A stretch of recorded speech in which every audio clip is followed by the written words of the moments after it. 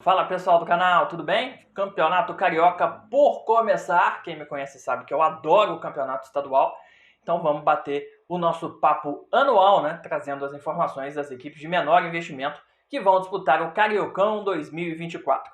Vou começar pelos times do interior, porque eu acho que vai sair coisa boa daí. Vou começar então por aquele que eu tô apostando mais para essa temporada, que é o Boa Vista. O time meio que mudou da água pro vinho, né? Nos 2 últimos anos vinha brigando contra o rebaixamento. Para essa temporada mudou muita coisa, principalmente a chegada de um grupo investidor português. Isso fez com que o clube abrisse um pouco mais os seus horizontes, conseguindo oferecer um projeto diferenciado para os jogadores, para a comissão técnica, já já eu falo dela, e também tivesse mais poder de investimento para montar um clube, um time mais competitivo. Não é aquele Boa Vista de outros tempos, que torrava todo o seu investimento nos medalhões, o que funcionou em alguns momentos, mas nem de longe é o Boa Vista das últimas temporadas, com muitos jovens, com muitos desconhecidos e um ou outro jogador só para tentar apimentar a equipe. Conseguiu trazer jogadores que, se não são medalhões, já não estão batendo 30 e tantos anos, são jogadores ainda com boa condição física, com experiência em competições importantes e com passagens por clubes tradicionais. Conseguiu fazer uma mescla legal, eu acompanhei um treino do Boa Vista e gostei muito do que eu vi. O técnico é português, é o Felipe Cândido, tem 44 anos, como jogador atuou no Real Madrid em dado momento, mas fez a sua carreira como treinador nos últimos 10 anos e em Portugal. Na temporada passada foi semifinalista da Copa Portugal pelo Nacional da Ilha da Madeira. Tem como principal característica a movimentação dos meias para sempre dando opção para a criação. E insiste muito na bola parada também. São quase 2 times em reforços, quase 20 contratações para essa temporada. E alguns dos destaques para mim: o Léo Costa e o Christopher, principalmente o Léo Costa, que é um bom volante. Essa dupla estava no Criciúma, com possibilidade de renovar contrato para jogar a Série A do Brasileirão. Preferiu o projeto do Boa Vista. O William Oliveira, o volante de pegada ex-Vasco. A gente tem o Raul também, um lateral direito, que se destacou no Bangu, mas que não conseguiu ser captado pelo futebol carioca, está retornando agora. São jogadores que eu acho que estão dando humor.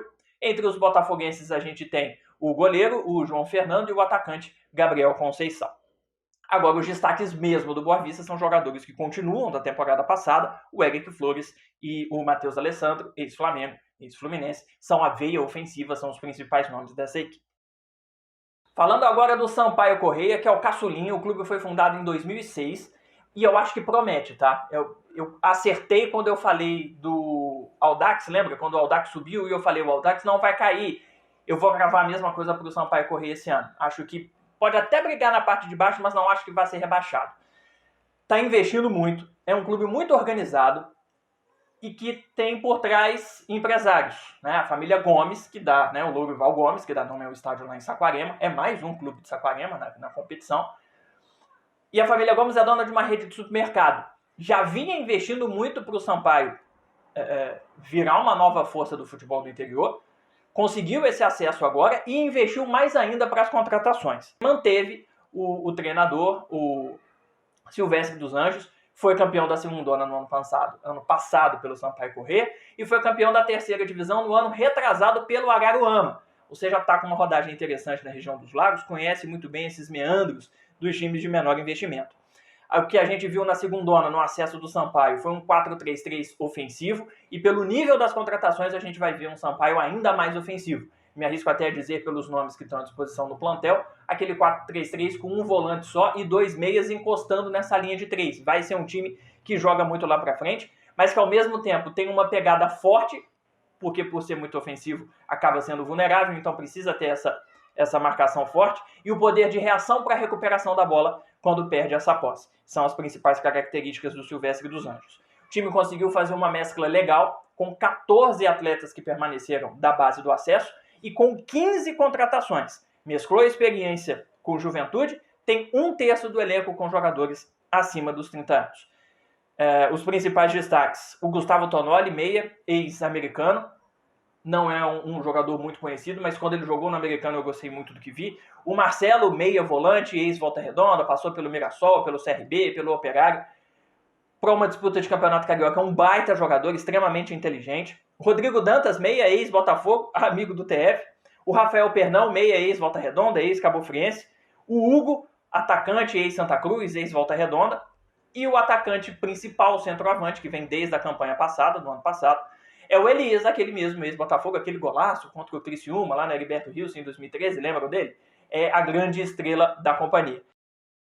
Bom, vamos falar do Audax agora, que estava na decisão da Taça Rio do ano passado com o Botafogo, né? E justamente por isso conseguiu vaga em competições nacionais desse ano, Copa do Brasil e a Série D. Fez muitas contratações, mas na maioria jogadores um pouco mais desconhecidos, o que eu imagino, portanto, que vai fazer o time voltar ao mercado, principalmente para a Série D. Mas o fato de disputar competições nacionais fez o clube mudar de sede. Já tinha sido em São João de Meriti, ainda na época de Sendas, quando foi fundado, depois mudou para Miguel Pereira e estava em Angra nas 2 últimas temporadas. Pediu à prefeitura uma manutenção no estádio e um novo campo de treinamento, justamente pela subida de nível, né, de degrau nessa temporada. A prefeitura, em função das verbas públicas, não disponibilizou o que o clube pediu. Então o Audax se mudou de Angra dos Reis, porque ia ter que viajar para jogar, não ia ter uma estrutura decente para treinamento, preferiu então mudar de sede. Conseguiu um acordo com Boa Vista para usar o estádio de Bacaxá de graça, mas não tem lugar para treinar em Saquarema, então vai ter que treinar em Maricá. Então o clube se mudou de Malicuia para a região dos Lagos. Mudou também o treinador, era o Caio Couto na última temporada, ele tinha ido para a Portuguesa. O Audax foi buscar o Tuca Guimarães, que é um técnico já com mais de 50 anos, que teve rodagem em clubes pequenos, principalmente no interior paulista, e na seleção de Cuba. A principal característica dele é a compactação dos seus times, né, colocar os atletas muito próximos para permitir uma troca de passes com menos erros. A variação, principalmente no meio-campo, quando você está se defendendo ou quando você está atacando, ele rearranja o time de acordo com as circunstâncias de jogo. E solidez defensiva. Em 2022 e 2023, mesmo mudando técnicos, o Audax apostou muito nas saídas rápidas com os pontas. Eu imagino que pelos jogadores que estão lá, essa é uma característica que a gente pode ver de novo. Mas é preciso ver como o Tuca Guimarães vai entender o seu elenco nesse entendimento, né, de novidade entre técnico e elenco. Muitos jogadores são emprestados e com passagens pela base dos grandes times. Mas também tem retornos de jogadores importantes, como o Calcaia, meio-campista, o Klinsmann, atacante, e os goleiros Leandro e Anderson Max. Esses estavam desde o acesso, né? Ou seja, então saem, mas costumam voltar para a disputa do campeonato estadual. O Anderson Max especificamente nem estava no último estadual, né? Está voltando depois de 2 anos. O resto jogou o estadual do ano passado, está retornando agora. Não é o time na qual eu boto muita fé. Acho que o nível das contratações ficou abaixo do que se imaginava por um ano de calendário completo. Mas acho que pode tentar buscar uma vaga na Taça Rio de novo. Por fim, o Volta Redonda foi semifinalista em 2023, tem sido nas últimas temporadas a quinta força do futebol, tirando o ano em que foi rebaixado, né? Mas de forma geral tem sido um time muito competitivo no futebol do Rio. Isso tem muito a ver, claro, com o fato do time jogar a Série C, estar num patamar acima de todos os outros menores que disputam o campeonato estadual. Mas tem uma mudança muito importante, e que por mais que eu tenha gostado da troca, não pela saída do Rogério Correia, o treinador, que foi muito bem nessas 2 últimas temporadas, sempre muito competitivo com material humano relativamente limitado, eu gostei da nova opção. Vale lembrar que o Rogério, que não quis permanecer, tá? não renovou o contrato, foi buscar outros horizontes para ele. Chegou o Felipe depois de 3 temporadas de Bangu. Felipe é maestro, jogador, ex-Fluminense, Vasco, Flamengo, foi tricampeão como jogador no Carioca por 3 clubes diferentes. Ele assume depois de 3 anos, muito bem comentado no Bangu.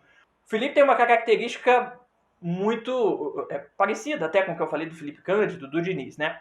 A valorização da posse de bola, de não rifar de forma alguma, de trocar passes até achar o espaço e principalmente a saída bem trabalhada, ainda no campo defensivo. Ele martela muito isso nos treinos. Eu assisti um treino do Volta Redonda, ele preparou o time praticamente o tempo todo para essa saída curta, mas não deixou de usar aquilo que a gente viu funcionar muito bem no Voltaço no ano passado, que é aquela saída longa buscando já os atacantes lá na frente. Isso funcionou muito bem, Naninho, Lelê, que já não estão mais no time. E aí eu entro no outro ponto importante. O Volta Redonda, justamente por normalmente ir bem no estadual e depois ter a Série C, vai renovando o elenco, o time, a cada semestre. E precisou fazer isso de novo, saíram nomes importantes no elenco passado. Não foi tanto assim ao mercado. Está usando a base, que fez boa campanha, bateu na trave de novo na Série C do ano passado, manteve suas principais referências, como o Wellington Silva e o Sanches, né, os dois laterais, direito e esquerdo, o Bruno Barra, o Henrique e o Ítalo, que foi o centroavante e artilheiro do time no ano passado. Trouxe de volta o MV, que estava emprestado ao Ipiranga, que também faz parte de uma base desses últimos 3 anos aí do Volta Redonda, e contratou o Thiago Alagoano, que é o maior nome da história, talvez, do Brusque. Fez uma boa Série B no ano que o Botafogo jogou a Série B, 2021. Trouxe menos de 10 reforços, continua com algumas posições em que precisava melhorar e não conseguiu dar um salto tão grande, principalmente no gol. A aposta agora é o Paulo Henrique, que estava no Bangu, o homem de confiança do Felipe. Vamos ver se vai funcionar dessa vez. Bom, pessoal, agora falando dos times da região metropolitana, começo com a Portuguesa, boto muita fé. O time vem sendo muito competitivo nas últimas temporadas, não só no Carioca, como no Campeonato Brasileiro, sempre chegando em fases agudas da Série D e batendo na trave para buscar o acesso. Acho que a gente pode ver a Portuguesa muito semelhante de novo, brigando na parte de cima, como os times grandes vão se dividir em algum momento, né? Flamengo e Vasco com torneios de pré-temporada, o Fluminense voltando de férias mais tarde por causa do Mundial, o Botafogo em algum momento pensando na fase prévia da Libertadores. A gente vai ter, imagino, aí tropeços dos grandes. A Portuguesa acho que é um time que pode se credenciar, buscar uma vaga na semifinal, se realmente esses tropeços se confirmarem. Mas a Portuguesa é moldada para buscar a vaga em torneios nacionais. Voltar à Copa do Brasil, que tem dado ano após ano cotas legais para a Portuguesa investir no futebol e também buscar a Série D, porque o time já viu que tem condições de subir, bateu na trave 2 vezes e quer repetir isso. Formou um elenco bem legal, mantendo o espírito. Times ofensivos, que a gente gosta de ver, com volantes que encostam sempre ali no meio, no ataque. Acho que os reforços foram importantes, mas mais importante para a Portuguesa foi a manutenção da base. Com o Joás, lateral direito, o Diego Guerra, zagueiro, o Romarinho, meio atacante, o Wellington César, volante, o Anderson Rosa, meio. Mas chegam reforços que vão ajudar muito o time. O Filemon, zagueiro, ex-Curitiba, o Nenê Bonilha, volante, ex-Fortaleza, e o Hernani Brocador, atacante, ex-Flamengo, que estava no Brasiliense.